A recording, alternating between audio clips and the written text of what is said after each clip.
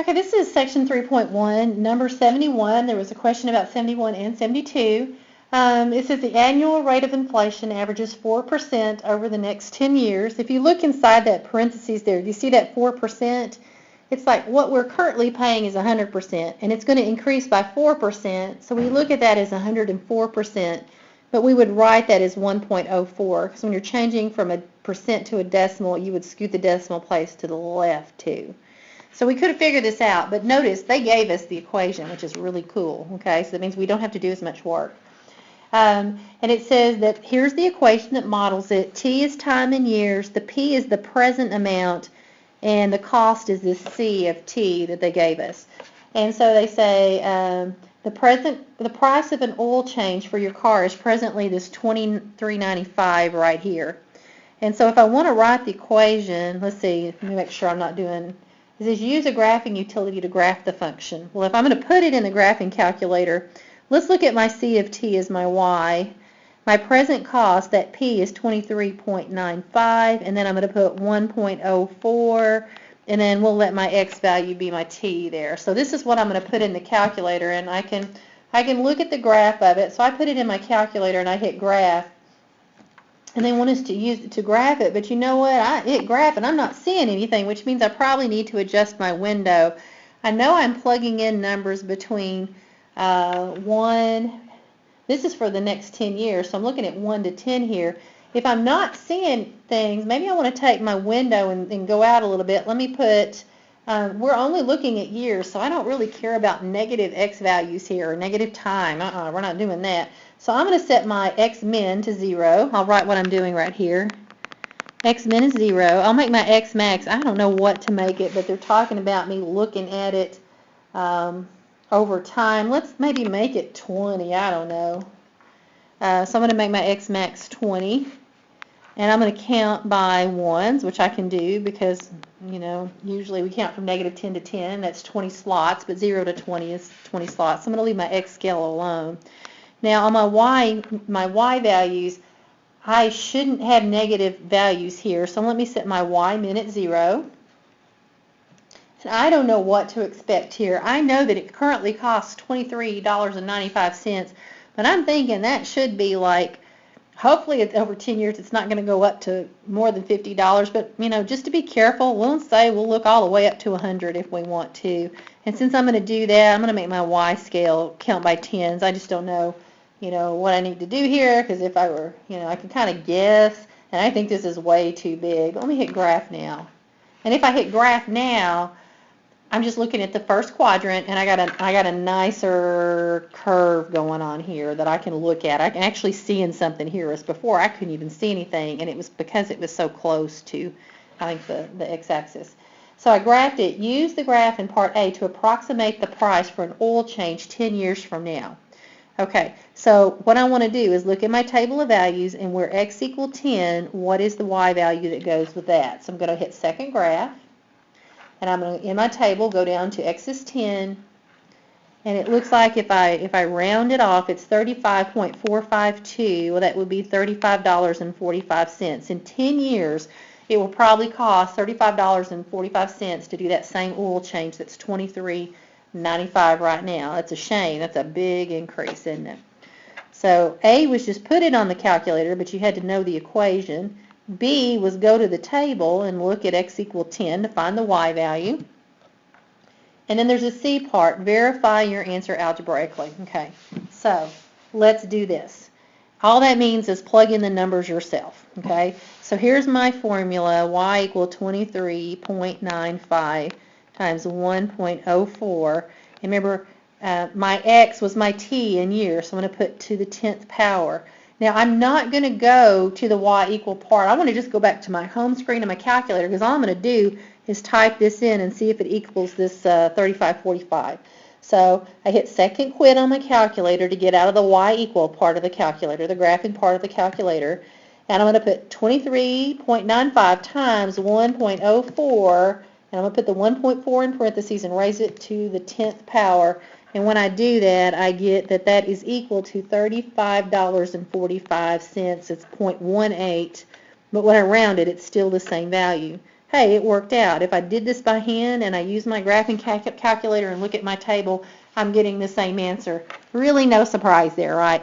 So when they give you the equation, you've got most of the work done for you. Sometimes they just made us plug in, oh, we're going to let P be 23.95 here, so plug it in for that P.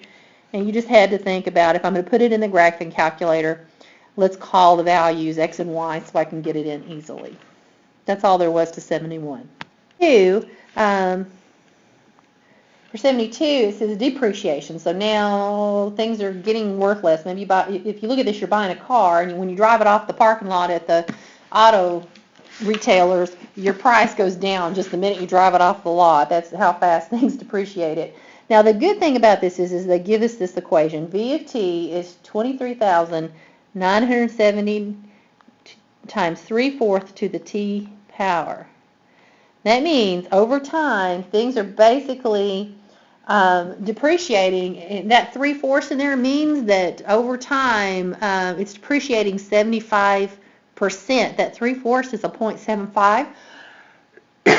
It's only actually it's depreciating 25%. It went down. 1 would be the original amount. It went down to 3/4, so it's depreciating by 25%. I can actually tell that just by looking at the equation, because it's only worth 3/4 of what it was originally. That's how you look at that 3/4 in that parentheses. Okay, and it says, so we got the equation written. Yay, we don't have to do anything more. This is real data from the Chrysler Corporation if you look at your book. Now if I'm going to put this in the calculator, I got to change this to X's and Y's, so I'll make it this. And I'm going to put in parentheses 3/4, and I'm going to change that t to an x, so I can go to the y equal part of my calculator. I'm going to hit clear, and I'm going to type this in, 23970. I'm going to put my parentheses and put 3 divided by 4 in it. Then I'm going to hit that little housetop looking symbol, that's my exponent symbol, and type in x. And now I can hit graph. Now I didn't go change my window from the last thing. I didn't reset it, and what I'm noticing is this. Here's what my screen looks like. I'm seeing a little bitty thing over here, and that tells me my window is way off here, because I can see a piece of this but not very much. So I need to change my window. Year 1 was 2006. If I'm going 10 years out, they want us to create a table of values for t equal 1 to t equal 10. Let me just go in the calculator and hit second graph just to see if something's in there. Oh, there is something in there. So let me just use this. Now remember, the y represents that v of t was value. This tells me what the value is. It was original value was 23,970. This value that's out front here, that's the original value, okay? And that's what they actually said in the problem.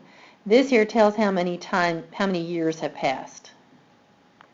Okay, now if they actually I've got this in the calculator, and I can't see a good graph of it because it looks like this, but honestly right now I don't really need to worry about it. Actually, my problem is, you know what my problem is I need to see higher y values. I don't have high enough y values. So let's go take care of that, I guess. To get higher y values, if you didn't change your window, you've got the same one that I do. The x-min is still 0. That's not a problem, but my x-max is 20. Well, what's my maximum value of this thing? It's going all the way up to $23,970, so let's just make it a $24,000. So in my calculator, I'm changing my x-max to $24,000. I just couldn't see the answer because I didn't go change my window. If I'm going to count like that, let me just count by 1,500. So I'm going to change my x scale to 1,500. Otherwise, I'm not going to be able to see this. And then my y minimum, well, the minimum it's going to be worth is $0, so I can leave my y min at 0. The maximum it's going to be worth, oh, you know what? The maximum it's going to be worth is around $24,000, what it started off with. I misspoke earlier. This x-max here, this is how many years out I want to go. So I'm going to need to change these two values. They're asking me to go out, they want to know when it has no value, so I'm going to go out 100 years or something. I'm going to say my x-max is 100 years, and I don't even know if that's enough, but we're going to go out that far. So since I'm thinking, remember, my years are my x-axis and my value is my y-axis. So how many years do I want to go out? I'm going to try 100. I'm going to count by 10. So I'm going to go change my calculator up. If you had cleared your calculator, you could just change your calculator to something like this. You can pick your own values if you want to. I'm just reading the problem, trying to give you some direction, okay? So what I have written there is good, but if I'm going to count, if I'm going to get my Y max to 24,000, I'm going to make my Y scale, I'm going to count by 1500s. I just got my X's and my Y's mixed up a little earlier. Okay, so that'll fix that. Now if I hit graph, I'm actually seeing something that looks more like, I'm going to redraw my graph. Ignore that black graph. Here's my new graph. It looks something like this. And I can see where it hits zero. It's looking like it's coming in toward this axis. Okay, so I'd have to put in the calculator. I'd have to change my window. So now the A part is just doing that. Table of values for 1 through 10. I'm going to cut the video off and write it down because I'm running out of time.